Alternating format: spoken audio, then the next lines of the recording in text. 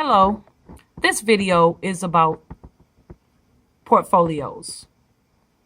Not the portfolios that an administrator would ask a teacher to compile different things that a student can do over the year to show their academic abilities. But I'm talking instead about a portfolio where you put together all the graded papers that the student has done over a period of time and send them home.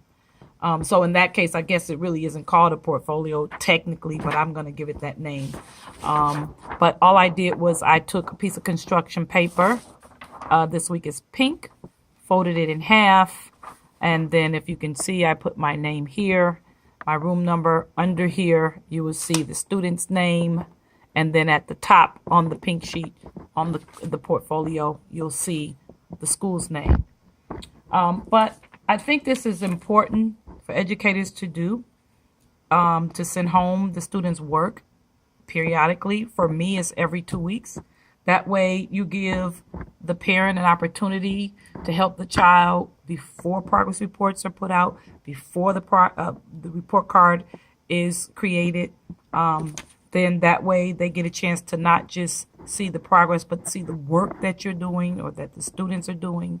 So if they want to help their child, they can mimic what you're doing, maybe put different problems. If there's some handwriting that's not perfect or isn't appropriate or isn't, I'll say, the best that a student can do, then the parent can go get some handwriting paper and help the child at home.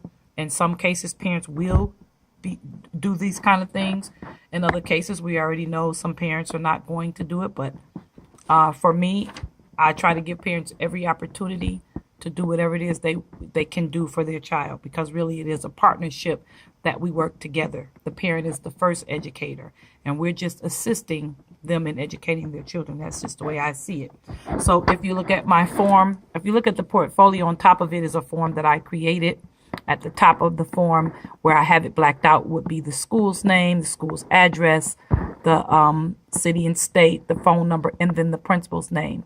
And then I have my name and grade number here.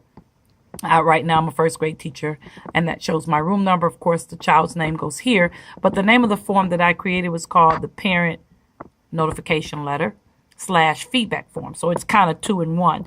It's a letter that notifies parents of the child's progress, but it's also a feedback form for me, where I get to ask the parents questions about what's contained inside of this portfolio. Like I said before, inside here are all the papers that this particular student did over a 2-week period. Some have grades, some have checks. The ones that have checks really were just lessons that I taught, that the kid either had to write something or complete something, and then we went over it as a group, as a class, and therefore I wouldn't grade it and put it in the grade book. I would just put a check on it and send it home. So I'm going to read this to you so you have an idea of what it says. Now, this is what the parent is agreeing to. It says, I have received and looked over my child's classwork that was attached to this notification letter sent home by Dr. Betts on May 12, 2017. The purpose of this form is to make me aware of my child's progress periodically throughout the marking period. I understand that I am to look closely at my child's attached graded classwork and homework papers. This will give me the opportunity to help my child if he or she needs it before progress reports and report card grades are sent home. I will call Dr. Betts if I have any questions or concerns, and I agree to try to explain it to my child any work my child has done where a grade of D or F was received. I understand that this is Dr. Betts' way of keeping me informed about my child's progress in an effort to prevent academic failure of my child. I will make sure my child returns this notification with my signature to Dr. Betts on the next school day. So I have parents sign at the bottom, as you can see, his signature and date here. I have the parents sign that they are agreeing to this, and that is pertaining to the work that's inside the folder, so that they can stay abreast of what's going on, not only in the classroom, but it also gives them an idea of what first graders need to know, or whatever grade you teach. And it also gives them, like I said before, an opportunity to help if they want. But this next section is for me. It says parent feedback. It says, please look over the papers attached to this notice and answer the following questions. So question number 1 says, how many papers are attached to this notice? So I literally want the parents to count the papers, the number of papers in here, and put a number there. And then number 2 says, how many papers with letter A? How many papers with letter A grade did your child receive? How many papers have a letter B? How many papers did have a letter C, a letter D, and a letter F? So parents have to go through this packet, count how many A's, put a number. Count how many B's the child received, put a number. C's, D's, and F's. So then you get a visual of what the child can actually do. You can get a visual if they're all getting all A's or B's or C's or D's or whatever. So here's an example of one. I hope you can see it. I'll put it close.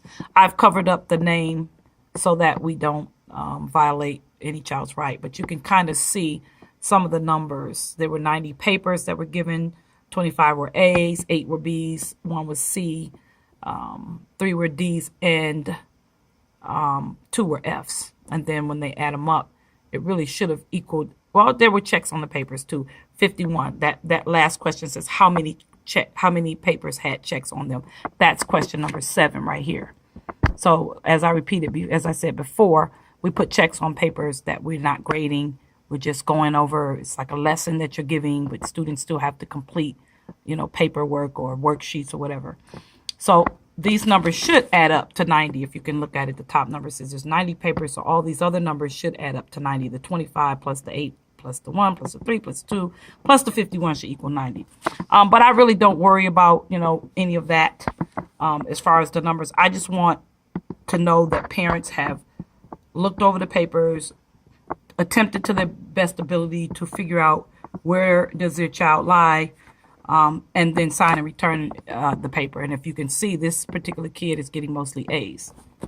Here's an example of another kid which is getting pretty much the same thing, but less papers. That first number doesn't even reflect how many papers that they have in the packet, but that's okay. And when I'm looking at the signature, this particular parent is a Spanish-speaking parent. So in some cases, they can't read the English, and then I'll let the student fill it out. Here's another one where you can kind of see that some of the grades are D's and F's. So that kind of should alert the parent that maybe there's something they might need to go through with the kid. Maybe pull those D's and F's and go over it with the kid. Here's another one where the kid is still doing pretty good. Mostly A's, but some B's and C's.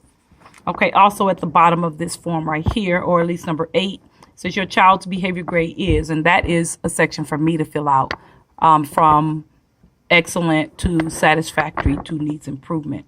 And this can be changed to a letter grade depending on what your school or school district allows for in terms of behavior. You can change that. And then at the bottom, this gives the parent, it says, please list the following below. This is where the parent can list their concerns, questions, comments, suggestions, and then when they're done, they can sign it and date it. Now, for my students, I always ask them to, when they return this, I reward them for returning it because you won't get any back. At least I have noticed over the years that if I don't give them some incentive to get the parents to fill it out and bring it back, then I don't get them back. Now I want to show you some examples of some where parents have actually put comments. I'm not going to leave it too long, but you can see this parent had a comment or suggestion. This parent had questions and comments, but they put it in Spanish, but we do have people on campus that can interpret the Spanish. This parent just signed it and didn't have any concerns or questions. But then this particular parent had a lot of questions, a lot of concerns, a lot of comments that they really wanted to help their child. So in that case, I will always answer, send a note home to the parent, especially in this case, to try to answer their questions, their concerns, so that we can keep the communication going from home to school. And so with that being said, I'm hoping that this will give teachers some sense of ability to communicate with parents in terms of how the child is doing outside of grades. And then it also gives the parents an opportunity to just see how their child is doing. I usually don't have any problems with my parents because I communicate with them so much that they're really comfortable with me. They understand what their children are doing and how well they're doing. And if they have a concern, they already know because that they can come and talk to me because I'm constantly sending these home every 2 weeks and then I'm responding to their concerns. So with that being said, I'm going to end the video. I just want to leave my contact information if anybody wants to, if anybody else has any questions. My email is teachersuniverse1000@gmail.com. Again, teachersuniverse1000@gmail.com. I also have a YouTube channel, which is called Teachers Universe. The same thing, Teachers Universe 1000.